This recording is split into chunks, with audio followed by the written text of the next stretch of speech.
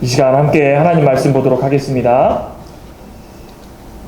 요한복음 9장 1절부터 12절까지 한 절씩 교독하고 마지막 절은 합독으로 하겠습니다.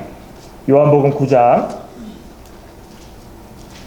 1절부터 12절까지입니다. 신약성경은 161쪽 9장 1절부터 12절까지 한 절씩 교독합니다. 예수께서 길 가실 때에 날 때부터 소경된 사람을 본지라.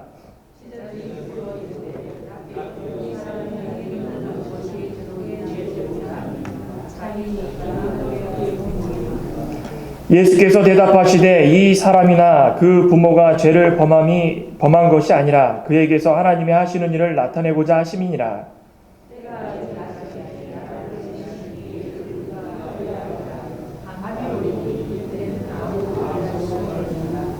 내가 세상에 있는 동안에는 세상의 빛이로다.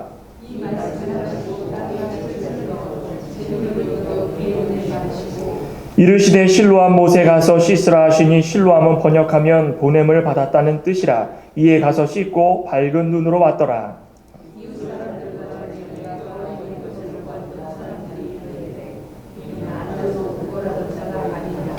혹은 그 사람이라 하며 혹은 아니라 그와 비슷하다 하거늘 제 말은 내가 그로라 하니 대답하되 예수라 하는 그 사람이 진흙을 이겨 내 눈에 바르고 나더라. 실로암에 가서 씻으라 하시기에 가서 씻었더니 보게 되었노라. 저희가 가로되 그가 어디 있느냐 가로되 알지 못하노라 하니라. 아멘. 일단 우리 오늘 요한복음 9장 1절부터 12절까지 말씀을 보았습니다. 오늘 본문 중에 특별히 7절에 보면 이르시되 실로암 못에 가서 씻으라. 이 말씀을 근거로 해서 실로암에 가서 씻으라 라는 제목으로 이 아침에 은혜를 나누고자 합니다. 우리 제목 같이 한번 따라해 볼까요? 실로암 못에 가서 씻으라. 실로암 못에 가서 씻으라. 참 이 실로암에 관련된 이 말씀은 참 많이 들었던 것 같습니다. 또 여러 가지 자료를 통하여서도 많이 본 것 같은데 참 이 내용을 통하여서 오늘 저희들이 좀 알아보고자 하는 몇 가지 교훈이 있습니다. 우리 살다 보면은 두 번째 기회다, 세컨 찬스다 이런 얘기를 좀 많이 하죠. 우리가 어떤 일을 할 때도 풀이 죽어 있다가도 어떤 기회가 오면 그 기회를 살려가지고 다시 한번 일으키는 그런 일들이 참 많습니다. 세 번째 기회는 없다. 두 번째에 어떤 일을 해결해야 되겠다. 이런 분들도 계시고. 여러분들이 유명한 3대 테너로 알려져 있는 호세 카레라스, 플라시도 도밍고, 그 다음에 파바로티가 있죠. 뭐 저도 예전에 이분들의 음악을 조금 누가 듣길래 곁들여서 들은 적이 있는데 뭐 범주할 수 없을 만큼 굉장히 유명하고 심도 있고 또 그들의 이 음색은 누구도 따라갈 수 없을 만큼 대단했다고 이야기를 합니다. 근데 그 중에 카레라스라는 이분이 백혈병에 걸렸었다고 합니다. 투병 기간 동안에는 자신이 벌어놨던 돈도 다 써버리고 또 자신이 할 수 있는 거 주변 사람들에게 도움을 다 받아서 최대한 할 수 있는 대로 다 했지만 그것을 충당하기에는 너무나도 힘이 들었다고 합니다. 그때 도밍고라는 그 친구가 몰래 도움의 손길을 줘서 치료비도 내주고 그 카레라스의 자존심을 상하지 않게 해서 모든 것을 다 되돌려놨다고 합니다. 그래서 다시 한번 무대에 설 수 있는 두 번째 기회를 가질 수 있었던 이 카레라스의 이야기가 있었습니다. 그러니까 얼마나 기쁠까요? 자신은 제일 잘했던 노래를 하지 못하고 백혈병에 힘들어하면서 마지막 인생을 보내야 되는데 자신은 돈도 없고 이제 할 수 있는 건 아무것도 없을 때에 이 파바로티가 자신을 뒤에서 몰래 도와서 다시금 무대에 설 수 있어서 제2의 전성기를 보낼 수 있었다. 저와 여러분들은 이 전성기가 있으십니까? 지금은 두 번째 기회이십니까? 우리는 잘 모릅니다. 제가 생각할 때는 우리는 두 번째 기회인 것 같습니다. 첫 번째는 이제 다 죽어서 지옥에 가고 뜨거운 형벌을 받아야 될 그런 자들이었습니다. 저나 여러분들이나 태어나서 죽어서 죽지 못해서 그 뜨거운 불에서 살 수밖에 없는 그런 불쌍한 자들이었는데 예수님께서 두 번째 기회를 주셨습니다. 그 두 번째 기회를 살고 있는 거예요. 얼마나 감사한 일이겠습니까? 우리가 이렇게 인생을 살아가면서 너무나도 많은 일들이 우리를 찾아옵니다. 그럴 때마다 우리가 어떻게 해결해야 되고 무엇을 해야 되고 나에게 다가온 것을 어떻게 감당해야 되고 잘 모를 때가 참 많습니다. 그런데 예수님께서 오늘 소경을 통하여서 이 실로암 못에 가서 씻으라고 했을 때에 낳는 그 역사를 보여주셨는데 예수님께서 왜 이런 모습을 우리에게 보여주셨고 성경을 통해 기록하게 하셨을까? 좀 우리는 생각해 볼 필요가 있습니다.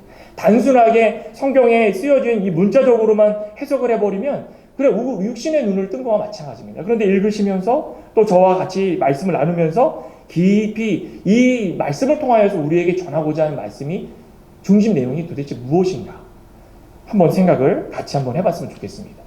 오늘 그래서 이 아침에 말씀을 통하여서 몇 가지 또 교훈을 얻고자 하는데 첫째로는 이 소경을 눈을 뜨게 한 사건은 왜 이렇게 했을까?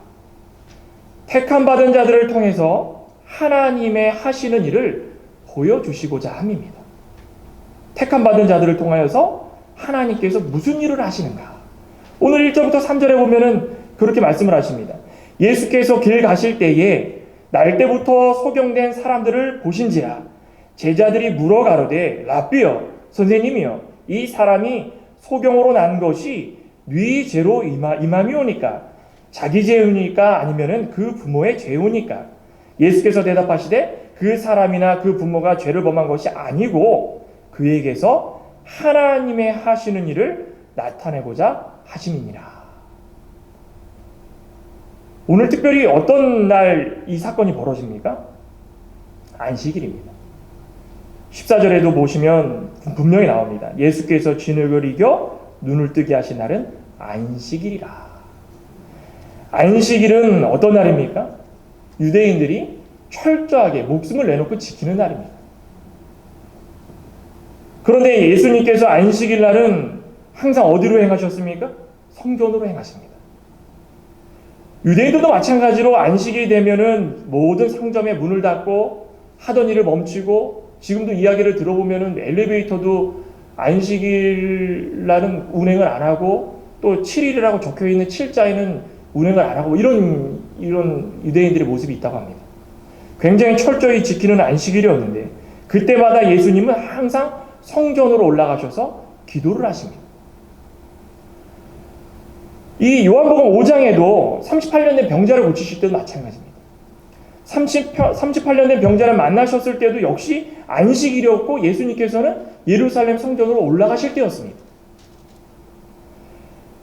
하지만 이 복음서에 보면은 이 유대인들이나 바리새인들, 특별히 바리새인들, 이들은 이 안식일에 대해서 굉장히 민감하게 논쟁을 합니다.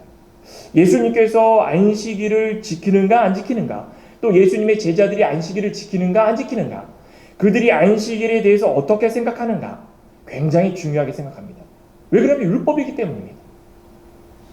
하지만 예수님은 딱 한마디로 정리를 합니다. 우리 복음서에 보면은 예수님께서 안식일의 주인은 누구라라고 말씀하십니까? 나다. 예수 그리스도다. 나 자신이 안식일의 주인이다. 다시 말해서 율법이라는 것은 이 유대인들에게는 지킬 수 없는 법입니다. 죽을 때까지 지켜도 못 지키는 법입니다. 불완전하고 내가 그 지키려고 아무리 노력해도 또 다른 법이 나오고, 율법이라는 것은 내가 무슨 죄를 짓는지 보여주기 위함이지 완전하게 그 법을 지키고자 만든 것은 아니라는 것입니다. 그러니 율법을 내가 눈앞에 볼 때마다 내 죄를 드러내고 내가 어떻게 율법을 지킬 수 있을까 고민하며 평생을 살아가야 됩니다. 그러다가 죽을 수밖에 없는 그 인생이었는데 하나님께서 불쌍히 여겨주셔서 예수님을 이 땅에 보내주시며 이 불완전한 율법을 완성시키시고 예수님을 통하여서 안식일의 주인임을 나타내 주시고 안식일의 주임을 나타내 주심으로 말미암아 모든 유대인들과 새로운 믿음, 예수 그리스도를 믿어서 영접한 모든 자들에게 참된 구원의 길을 예비해 주시고 보여주셨다는 것입니다. 그러니 예수님께서 안식일의 주인이라는 것이 얼마나 중요한 사실입니까? 그래서 택함 받은 자들을 통해서 하나님께서 하시는 일을 보여주신다라고 하는 것 중에 무엇보다도 특별히 중요한 첫 번째가 율법에 얽매여 있는 모든 사람들에게 예수님께서 율법을 완성시키시는 분이시고 안식일의 주인임을 깨닫게 해주시는 것이 무엇보다도 중요한 사실이었습니다. 그것을 모르면 이해를 할 수 없습니다. 이 안식일에 예수님께서 성전으로 향하고 있을 때에 소경이 한 사람 있었습니다. 날 때부터 소경된 사람이다. 사실 날 때부터 소경되었다 그러면 얼마나 답답했겠습니까? 사물을 보지를 못하고 하나님께서 천지 만물을 만드셨는데 그 천지 만물이 어떻게 생긴지도 모르고, 그런데 옆에서 제자들이 뭐라고 합니까?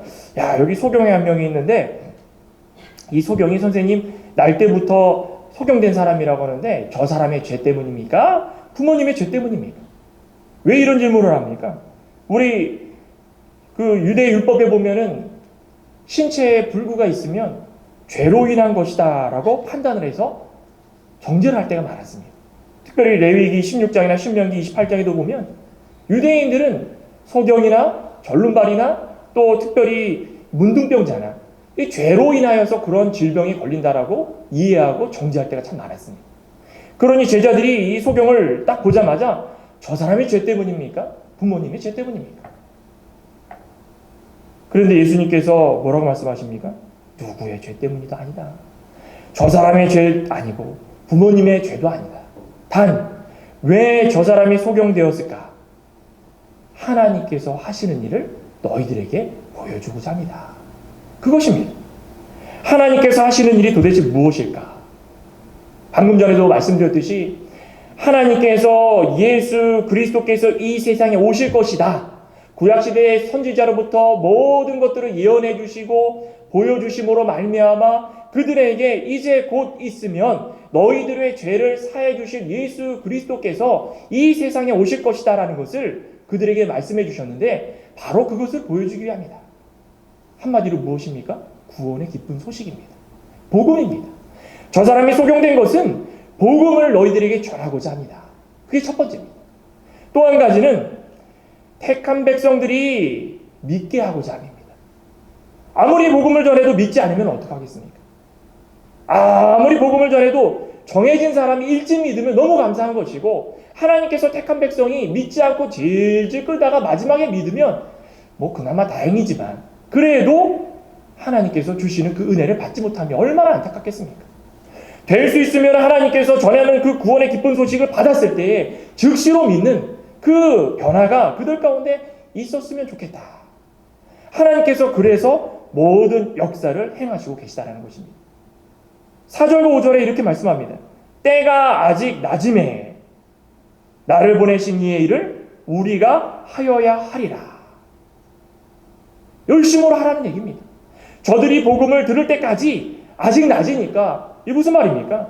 아직 낮이라는 얘기는 예수님께서 이 세상의 공생의 기간 동안에 열심으로 일할 시기를 말하는 것입니다. 예수님께서 낮이다라는 것은 복음을 전하며 역사를 이루며 이적을 행하며 병든 자를 고치며 많은 사람들을 만나는 그 시간을 말하는 것입니다.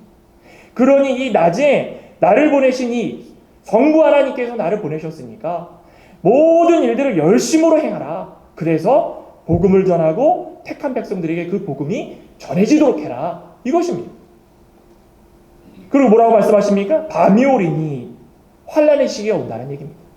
이 시기를 지나면 전하지 못할 때가 온다. 나도 이제 유대인들에게 잡혀서 십자가상에 달려 고통받고 죽고 이제 너희들은 뿔뿔이 흩어지고 더 이상 너네들이 마음 놓고 말씀을 전할 수 있는 시기가 이제 오지 않을 것이다. 그러니 너희들은 그 시기가 오기 전에 반드시 정신을 차리고 나와 함께 깨어서 복음을 전하라는 얘기입니다. 그때는 아무도 일할 수 없다. 내가 세상에 있는 동안에는 세상의 빛이다. 그러니 빛 대신 예수님을 통하여서 복음을 전할 수 있는 그 모습이야말로 왜 하나님께서 예수님을 통하여서 이런 역사를 보여주시는가 그 이유를 알 수 있다는 것입니다. 예수님께서 빛이라고 하신 그 말씀 가운데 특별히 하나님의 임재를 말하는 것입니다. 예수님께서 삼위일체 하나님 아니십니까? 예수님이 보이시지만 그 안에 성부 하나님, 성령 하나님 함께 운행하십니다.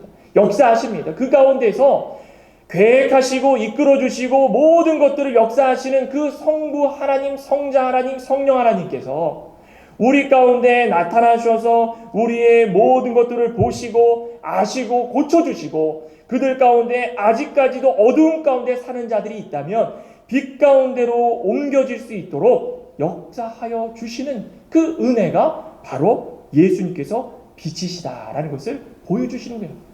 보여주시는 것입니다. 빛이신 예수님을 바라보면 그 안에 참 평안이 있지 않겠습니까? 하나님의 영광 중에 나타나신 그 예수님의 모습을 바라보면서 야, 내가 이 예수님께서 참 하나님이심을 믿는다.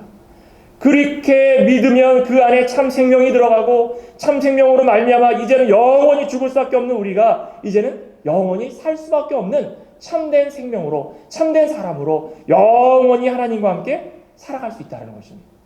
이게 우리에게 보여주시는 첫 번째 모습입니다. 택함 받은 모든 자들에게 하나님께서 하시고자 하는 일을 보여주시기 위함이다. 참 희망적인 이야기 아니겠습니까? 우리 살아가다가 아무것도 없이 덜컥 주저앉아가지고 아이고 내가 어떻게 하면 좋을까 그러다가 어느 사람이 와가지고 다 문을 뚝뚝뚝뚝 두들기면서 제가 뭐 경험한 것보다도 제가 어렸을 때 저희 부모님이 개척교회를 하시는데 그런 일이 있었답니다. 쌀이 없어가지고 밥을 못 먹는데 제가 4남매인데 제 바로 위에 형님도 목사님이에요. 근데 이제 그 어릴 때 한참 젖 먹일 때 저는 이제 깐난애기고 젖을 먹여야 되는데 젖은 안 나오고 분유를 먹여야 되는데 분유는 없고 그래서 밀가루하고 분유를 반을 섞어서 이렇게 먹이셨다고 합니다. 근데 중요한 거는 가족들을 밥을 먹여야 되는데 쌀이 없는데 야 이거 어떻게 해야 되나 그래서 동양도 다녀보고 막 그러셨다는데 그러다가 어느 날 그냥 교회 가서 기도하시고 애쓰시면서 하나님 주실 줄 믿습니다 그러셨답니다. 그런데 웬걸 어느 날 누가 이렇게 문을 두드리면서 쌀도 주시고 또 어느 분이 교회에다가 헌금도 보내주시고 또 어떤 분은 아무도 몰랐는데 미국에서 달러를 보내주시고 그런 것을 보면서 야 하나님께서는 이 모든 절망 가운데서도 택한 백성들을 내버려 두지 아니하시는구나. 그들이 새롭게 제2의 제3의 희망을 가지고 살아가는 모습을 보면서 다른 모든 사람들이 아직까지도 복음을 접하지 못한 사람들이 그들을 보면서 야 하나님께서는 이런 모습을 보여주셔서 우리를 깨닫게 해주시는구나. 하나님의 계획은 참되시구나. 하나님의 계획 가운데 모든 것들이 다 있으셨구나 알게 해주신다는 것입니다. 그 얼마나 감사한 일이겠습니까? 우리도 오늘 소경을 통하여서 바리새인들이 아무리 절망적인 이야기를 해도 예수님께서 딱 잘라서 얘기하십니다.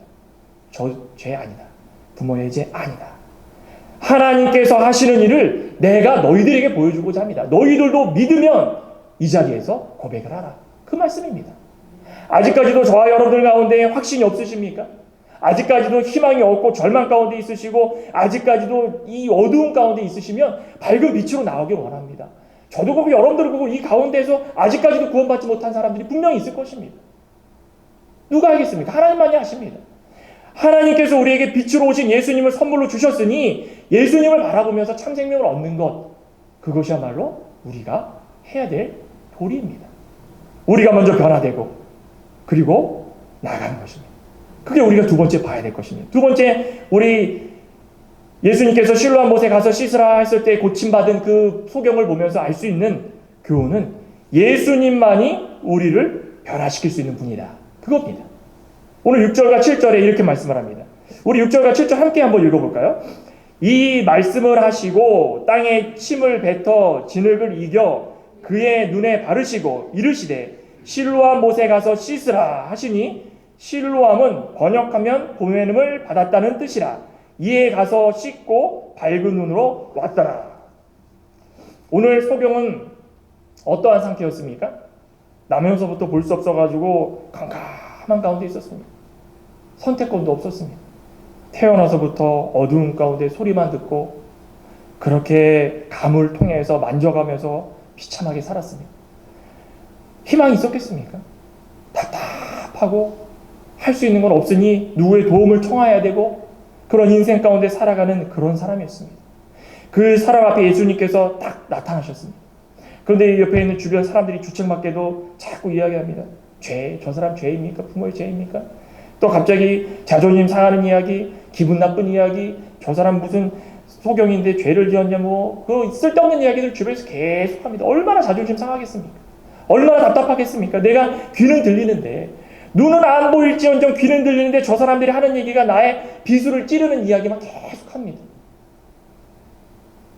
답답하고, 내가 더러워서 못하겠다. 내가 왜 예수님 앞에 나왔냐? 예수님이고 뭐고 제자들, 쫓아다니는 제자들이 저 지경인데 예수님 보면 뭔 얻을 게 있겠느냐? 가버리자. 이렇게 생각할 수밖에 없지 않겠습니까? 육신의 생각을 통해서, 이성적인 생각을 통해서는 그렇게 생각할 수 있는 게 너무 당연합니다. 예수님이 역사를 행하시고 말씀을 전하시는 분이고 희망이 있는 분이시라고 얘기하는데 주변 사람들을 보니까는 다 저렇게 이야기를 합니다. 그러니 그 사람들의 이야기를 들었을 때 절망입니다. 근데 소경은 끝까지 그 자리에 있었습니다. 예수님께서 뭐라고 하십니까? 너 대견하다. 참 대견하니까 내가 너 고쳐주겠다. 만져주셨습니까? 아닙니다. 뭐라고 하십니까? 이 말씀을 5절입니다. 내가 세상에 있는 동안에는 세상의 빛이라. 다 제자들에게 일단은 깨닫게 해주시는 겁니다. 모든 사람들이 깨닫게 해주시는 겁니다. 내가 빛이니 어둠에서 나오고자 하면 나를 통하여야 된다는 것입니다. 그랬더니 6절에 뭐라고 하시냐면 말씀을 끝내시고 땅에 침을 뱉어가지고 진흙을 이깁니다. 이게 무슨 상황입니까? 갑자기 침을 팩 뱉더니 진흙을 막 이깁니다. 눈에 보이지는 않지만 귀로는 뭔가를 들을 것 같습니다. 침 뱉는 소리, 진을 이기면서 땅바닥에 앉아가지고. 왜 그러냐면은 눈이 어두우신 분들은 민감하지 않습니까? 모든 사물들이 굉장히 민감하게 들릴 겁니다. 이분이 뭐 하는 거야? 기도를 해주시지 차라리. 막 만져가지고 이겨가지고 갑자기 찬 기운이 눈에 팍 오면서 붙습니다. 얼마나 화가 났겠습니까? 그러지 않겠습니까? 침을 이겨가지고 진흙을 해가지고 눈에 딱 붙이니까 거기서 끝나는 것이 아니라 그 다음에 뭐라고 합니까? 나왔다도 아니고 발을 씻고 실로암 못에 가서 씻으라. 직접 가서 씻으랍니다. 참 우리한테 이렇게 했으면은 더러워서 못 해먹겠다. 딱 하고 그냥 눈 멀고 살겠다. 이렇게 할 수 있는 분들이 있을 것 같습니다. 근데 소경은 갑니다. 가서 씻습니다. 사실 이 실로암 못이라는 것은 오늘 여기도 나와 있지만 번역하면 보냄을 받았다. 근데 실로암 못이 어떤 영적인 능력이 있는 못이 아닙니다. 예전에 북이스라엘의 유다 왕이 전쟁해가지고 지을까봐 아수르, 바벨론 다 포로 잡혀갈까봐 그 저장하는 물을 하나 만들어 놓고 성 안에다가 기온샘에서 물 받아가지고 저장했던 그 실로암입니다. 그게 전쟁이 없었을 때는 거기가 정결한 욕조로 예배드리기 전에 몸 씻고 들어오고 그런 정결 예식 욕조입니다. 거기에 능력이 있습니까? 아닙니다. 아무것도 없어요. 똑같은 물입니다. 능력 없습니다. 그런데 어떠한 곳에서 능력이 일어났습니까? 예수님께서 침을 뱉어 진흙을 이겨서 눈에다가 딱 바른 다음에 뭐라고 했습니까? 실로암에 가서 씻으라 했을 때 이 소경의 모습을 한번 보십시오. 어떻게 했습니까? 갔습니다. 씻었습니다. 나았습니다. 여기에 능력이 있는 것입니다. 예수님의 말씀은 선포하는 자가 선포했을 때에 그 말씀을 듣고 감동을 받아서 순종할 때에 거기에 역사가 일어나는 것입니다. 그겁니다. 우리 예수님을 만나면 무조건 다 희망이 있습니까? 아닙니다. 희망이 없고 죄로 인해서 어두운 가운데 살 수밖에 없는 그 인생 가운데 하나님께 예수님께서 나타나셔서 비록 침을 뱉어 진흙을 이겨 눈에 발라주셨지만 결과는 눈이 보이기 시작했다는 것입니다. 어마어마한 결과가 나타난 겁니다. 우리 복음서에 보면 혈류병에 걸린 여인이 예수님의 소문을 듣고 자기가 가지고 있는 재산 다 드려도 고치지 못하는 것을 와가지고 예수님의 옷깃을 살짝 만졌을 때 어떻게 했습니까? 나았지 않습니까? 예수님 그거 원하시는 것입니다. 예수님께서는 다른 거 원하시는 것이 아닙니다. 붙들고선 능력 달라 그것이 아니라 낮아지고 겸손해져서 순종하는 자에게 변화를 줄 수 있다는 것입니다. 그겁니다. 수요일 날도 제가 말씀을 전했지만 순종이라는 것은 다른 게 아닙니다. 즉시 기쁨으로 조건 달지 말고 예할 때 그 가운데서 역사가 일어납니다. 어렵지만 그래서 순종이라는 것이 어려운 것 같습니다.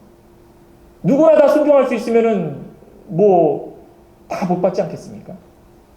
말씀 얼마나 좋은 말씀 이 세상에 많은 방송을 통해서 미국, 한국 할 거 없이 모든 전 세계 많은 설교자들이 설교합니다. 그 속에 은혜 받는 말씀 얼마나 많습니까? 아무리 수천 개의 설교 방송을 틀어놓고 들으면서 은혜를 받았어도 순종하지 못하면 그 가운데 은혜가 없다는 것입니다. 역사가 없다는 것입니다. 우리가 예수님께서 소경을 통하여서 보여준 역사 가운데 우리가 분명히 알아야 될 것은 바로 이것입니다. 다른 것이 아니라 예수님은 우리를 변화시켜 주시는 주체입니다. 대신에 우리는 예수님의 말씀을 듣고 순종해야 되는 그러한 자들인 것을 분명히 깨달아 알아야 된다는 것입니다. 그러면 이제 마지막으로 그 말씀을 통해서 우리에게 보여주시는 건 뭐냐면, 변화받은 자들은 하나님께서 보여주시고자 하는 것들을 다 듣고 믿고 예수님께서 이 역사를 행하시는 분임을 확신하고 믿은 자들은 예수님을 인정하고 하나님께 경배하라는 것입니다. 아까 찬양도 했지만 내 평생 사는 동안 주 찬양하리. 내 평생 사는 동안 여호와 하나님만을 찬양하리. 우리가 할 수 있는 것은 하나님만을 찬양하는 것입니다. 싸우고 괴롭힘 당하고 누구를 이간질하고 욕하고 이것이 아니라 하나님께서 우리에게 주신 그 입술로 할 수 있는 것은 하나님을 찬양하는 일입니다. 아멘입니다. 그겁니다.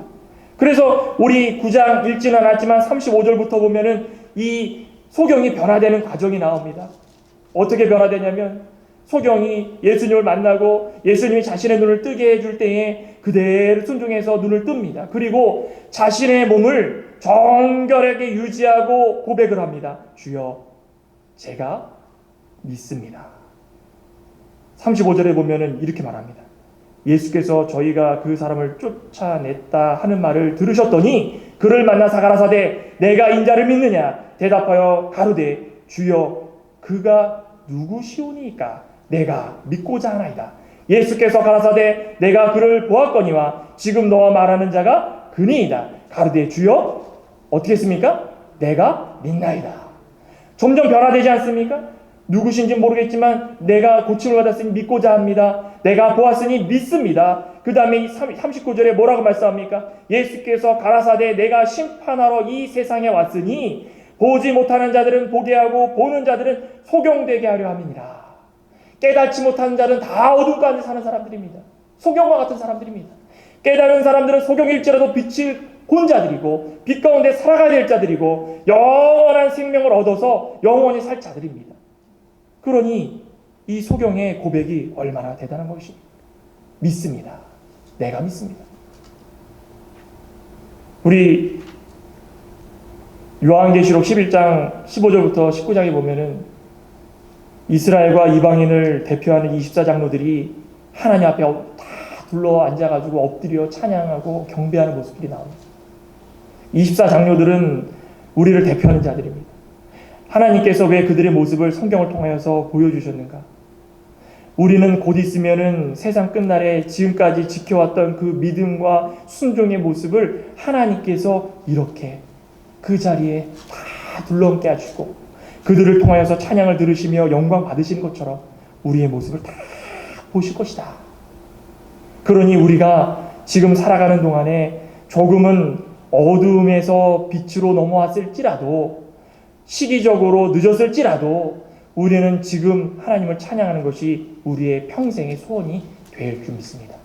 우리가 찬양을 하면서 변화되어서 하나님께 영광 돌리는 과정 속에서 더욱더 순종하고 더욱더 기도하고 더욱더 믿음 생활해서 마지막에 모든 입사 장로들이 하나님 앞에 둘러앉은 것처럼 우리도 그 가운데 함께하여서 하나님 우편에서 예수님과 함께 영원히 하나님을 찬양할 수 있는 그런 모습이 있다면 잠시 잠깐 이 소경으로 사는 것이 무엇이 문제겠습니까?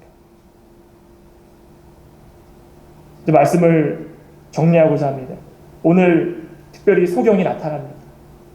정말 육신으로는 아무 희망 없고 어두운 가운데 살았던 그런 사람이었지만 예수님께서 나타나셔서 육신의 것만 보는 것이 아니라 더 멀리 이제 영적인 것을 보게 하셔서 이제 어두운 가운데서 빛으로 내가 빛이시고 안식일의 주인이고 내가 모든 것의 희망이니 나를 믿어라. 그러면 너는 나음을 받을 것이다. 바로 그것을 선포하셨다는 것입니다. 그러니 이 모습을 통하여서 우리에게 알고자 하고자 하시는 말씀 무엇인가? 첫째는 뭐라고 하셨습니까? 택함 받은 모든 자들을 통하여서 하나님의 하시는 일을 보여주시고자 합니다. 또 한 가지는 그 이후에 예수님이 우리를 변화시키시는 유일한 분이시다. 또 우리를 변화받았으면 온전히 예수님을 인정하고 하나님께만 경배하며 끝까지 순종하며 살아가자. 이것이 예수님의 역사를 통하여서 우리에게 보여주시는 것입니다. 그러니 오늘 이 아침에도 저와 여러분들은 정말 희망 없던 자들이었습니다. 예수님께서 우리에게 찾아와 주셔서 복음을, 구원의 기쁜 소식을 전해주시고 소경과 같은 우리의 눈을 뜨게 해주시고 정결케 해주셨으니 앞으로도 하나님만을 찬양하고 하나님께만 영광 돌리는 그런 귀한 하나님의 신실한 백성들이 되고자 노력할 수 있는 저와 여러분 되시기를 간절히 소망합니다. 함께 기도하시겠습니다.